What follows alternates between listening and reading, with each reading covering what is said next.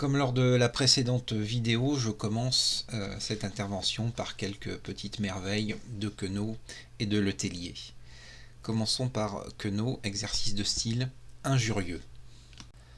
Après une attente infecte, sous un soleil ignoble, je finis par monter dans un autobus immonde où se serrait une bande de cons.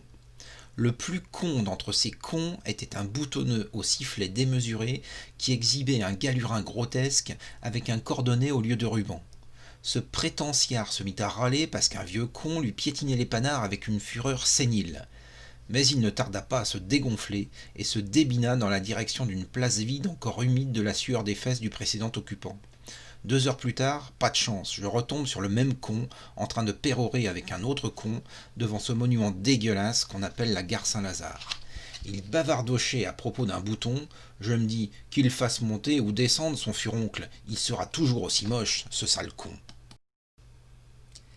Et plus léger, antonymique. Minuit. Il pleut. Les autobus passent presque vides. Sur le capot d'un naï du côté de la Bastille, un vieillard qui a la tête rentrée dans les épaules et ne porte pas de chapeau remercie une dame placée très loin de lui parce qu'elle lui caresse les mains. Puis il va se mettre debout sur les genoux d'un monsieur qui occupe toujours sa place. 2 heures plus tôt, derrière la gare de Lyon, ce vieillard se bouchait les oreilles pour ne pas entendre un clochard qui se refusait à dire qu'il lui fallait descendre d'un cran le bouton inférieur de son caleçon. Un peu de Joconde jusqu'à 100 pour le plaisir. Alors prenons par exemple le point de vue du petit annonceur. Tu es monté mardi dernier vers midi dans le bus 84 au Parc Monceau, direction Luxembourg. Tu es brune, tu étais habillée tout en noir avec un foulard posé sur tes cheveux, tu avais un sourire indéfinissable. Si tu lis Libé, appelle-moi. J'avais un chapeau mou à galons tressés et je me suis assis en face de toi. Rappelle-toi, je me suis disputé avec un abruti qui me marchait sur les pieds. Écris au journal qui transmettra Léo. Ou encore, le point de vue du bulletin scolaire. Mona est un modèle de discrétion. Elle pourrait toutefois mieux faire si elle ne restait pas tout le temps assise les bras croisés. Son sourire indéfinissable laisse parfois croire qu'elle se moque du monde. A été autorisée par le conseil d'établissement à garder son châle sur la tête pendant les cours, à l'exception toutefois des exercices de gymnastique. Voilà. Ah, qu'il est dur de choisir entre toutes ces merveilles. Revenons maintenant à notre fameux palindrome de Georges Perec, qui défile à l'instant sous vos yeux sur plus de 10 pages. Le texte commence par « Trace l'inégal palindrome, neige, bagatelle, dira Hercule, le brut repentir, cet écrit né Pérec, l'arc lu pestro, lit à vice et versa. » Pour finir symétriquement par ceci, désir ce trépas rêvé, s'y va, s'il porte, sépulcral, se repentir, cet écrit ne perturbe le lucre, Aridelle, ta gabegie ne mord ni la plage, ni l'écart. Comme à chaque fois, la contrainte libère et produit une explosion de sens nouveaux, de littérature potentielle à creuser. Je ne sais pas si Georges Perec en a éclairé certaines parties, comme il a pu le faire pour un certain pangramme.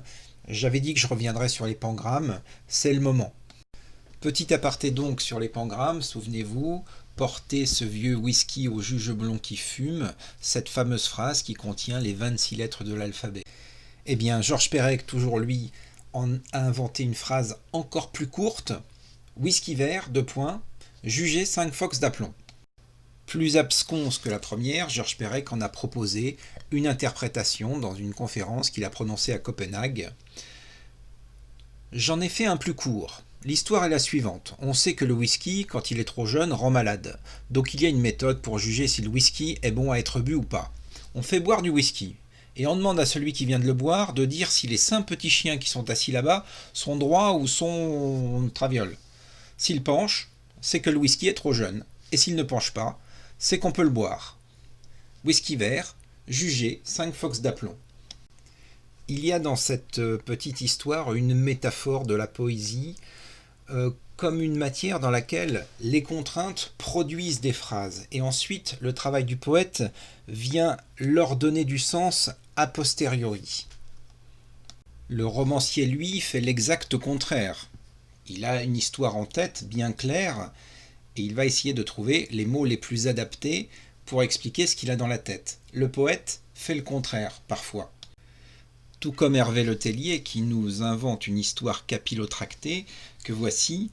Ce chiard, que dis-je, ce morpion, ce mouflet, profite de la promotion sur les briques Candia à 1,33 €. Cette société spécialiste des produits laitiers fait en effet une proposition commerciale fort intéressante. Une remise de 15% sur le prix de base, à la condition expresse d'en acheter 2. Lorsqu'il passe à la caisse, j'applique la réduction. Tout ça pour nous imposer sa conclusion et le point de vue de l'homophoniste. Là, je compte 2 léoniards de 26. Ce qui rappelle au passage de merveilleuses planches de Gottlieb. J'en reviens donc au palindrome avec cette fois les palindromes syllabiques. Par exemple celui-ci, quand de 2 mots la patrie délivre la française, cher passé. Le but est ici de remonter la phrase, non pas lettre par lettre, mais syllabe par syllabe. Ainsi, cher passé devient c'est pas cher et toute la phrase devient c'est pas cher, 16 francs la livre des tripes à la mode de Caen.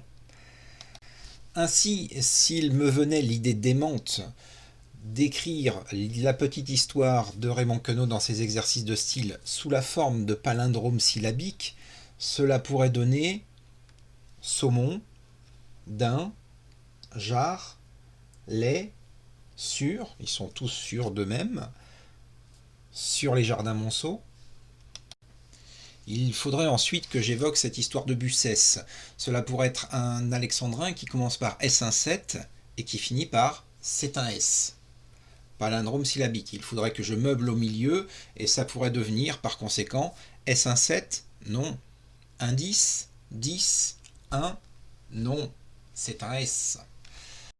Je continuerai probablement par la description du gars au chapeau et au long cou. Alors ici, il aurait, vous savez, une espèce de sac cousu dans lequel on met les serpents malades. Oui, c'est ça, une poche à boa galeux. Et cela donnerait donc poche à boa galeux, le gars à beau chapeau. La suite est en cours d'écriture. Terminons sur les palindromes. Il reste une petite sorte de palindrome, le palindrome strict, qui dit une phrase dans un sens et une autre phrase dans l'autre. Par exemple, ce drôle de point de vue du palindrome strict. Aide, no, co, jal, aide, rue, tu, ali, c, nivé, aide, der, à Noël, t'es sec. Phrase qui à l'envers se lit, c'est Léonard de Vinci, l'auteur de la Joconde. Et certes, elle est quelque peu plus limpide dans ce sens que dans l'autre. Je ne sais pas si Hervé Letellier a tenu une conférence à Copenhague pour expliquer ce dialogue assez abscon, mais je vais essayer d'en proposer une version. Puisque lire de la poésie, c'est faire de la poésie, eh bien, je me lance. Imaginons un pays lointain où le Premier ministre s'appellerait Édouard, surnom Ed, et rencontrerait un problème avec le monde hospitalier qui réclamerait plus de moyens pour pouvoir soigner les gens. Au téléphone avec le syndicat principal des médecins, Ed répond à toutes les revendications « No » et raccroche. Faisant un signe énervé en direction de ses 2 assistants, Corentin, Co pour les intimes, et Ali, Corentin tente d'objecter « J'allais proposer à Ali une partie de pendu pendant notre pause. » Mais il n'eut que le temps de dire « Jal », Ed avait déjà redécroché son téléphone pour appeler le préfet. Il comptait probablement lui indiquer le lieu de la manifestation, rue Tupin, dans le 2e arrondissement de Lyon, à moins que, faisant une erreur d'orthographe, Ed lui demande s'il est en train de faire son travail de préfet, en lui demandant « rue tu ?» ou, en faisant une autre faute d'orthographe, lui demande-t-il s'il a déjà terminé son travail « rue tu ?» Toujours est-il qu'il n'a pas le temps de finir sa phrase, puisque la partie de pendu a déjà commencé. Ali propose C, Nivé. Bon, il sait déjà que c'est pas Pierre Moscovici. Aide rappelle alors le principal syndicat des médecins de France, qui demande maintenant une prime de Noël. Il leur répond: docteur, à Noël, t'es sec. Je ne vois pas d'autre explication, comme disaient deux célèbres poètes. Je termine donc ce tour d'horizon des différentes contraintes que peuvent se donner les poètes. Au passage, si jamais vous avez l'occasion de tomber sur Hôtel de Sens de Paul Fournel et de Jacques Roubaud, si vous tombez dessus, vous tomberez dedans, c'est sûr. Et j'envie d'ici le plaisir que vous y prendrez. Je termine donc avec une dernière contrainte, peut-être la plus belle à mon sens, les holorimes. Voilà ce premier vers. Les rides se creusèrent, la jeunesse passa. Le jeu auquel je vous invite maintenant consiste à répéter 3 fois cette phrase. On va la répéter une première fois les yeux ouverts, une deuxième fois les yeux fermés, et enfin une troisième fois à nouveau avec les yeux ouverts. C'est parti. Les yeux ouverts, les rides se creusèrent, la jeunesse passa. Les yeux fermés, les rides se creusèrent, la jeunesse passa. Les yeux ouverts, les rides se creusèrent, la jeunesse passa. Vertige des mots. Voilà des holorimes. À noter qu'en poésie, on parle de rimes riches et de rimes pauvres. Les rimes pauvres, c'est lorsqu'on rime seulement sur le dernier son, en A par exemple. Si on rime en ça, c'est encore mieux. Si on rime en pas ça, c'est encore mieux. Et alors, si on rime sur l'ensemble du vers, alors là, c'est parfait. Voici quelques autres holorimes célèbres. Dans Cosmé, on lit « Une innocence et pure délice, une innocence et pure délice ». Ou encore cette scène cocasse, « Dans cet antre lassé de généraux palais, dans cet antre lassé de généraux palais ». Voilà. Même en mathématiques, on a nos holorimes. Ces deux-là, par exemple, ne pas confondre 320 plus 1 divisé par 1000 et 320 plus 1 divisé par 1000. Ici, les parenthèses jouent un peu le rôle de la virgule en français, quand il ne faut pas confondre « allons manger les enfants » et « allons manger les enfants ». En mathématiques, les parenthèses permettent de comprendre que le premier nombre est plus petit que 1, 320 plus 1, le tout divisé par 1000, alors que le deuxième est plus grand que 300, c'est 320 plus un petit millième. D'ailleurs, les résultats sont bien différents, puisque le premier donne 321 millièmes, alors que le deuxième donne 321 millièmes. Notez ainsi la précision de la langue, les deux expressions ne diffèrent que de deux choses.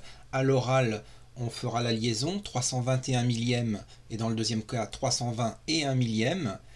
Et dans le premier cas, on met un S, et dans le deuxième, on n'en met pas. Et j'en termine enfin avec ce merveilleux texte de Cocteau que ma sœur m'a signalé et qui m'offre une conclusion à tout ceci. L'autel. La mer veille, le coq d'or. La rumeur de la mer. Il fait encore noir. Fenêtre sur la rue meurt de jalousie. La chambre avec balcon s'envolait sur la mer. Vois les fenêtres sur la mer, vois les fenêtres sur la mer. Le balcon donne sur la mer, le balcon donne sur la mer. La chambre avec balcon s'envolait sur la mer. Dans la rue, les rats debout meurent. Le 14 juillet, sur la mer, les rameurs debout.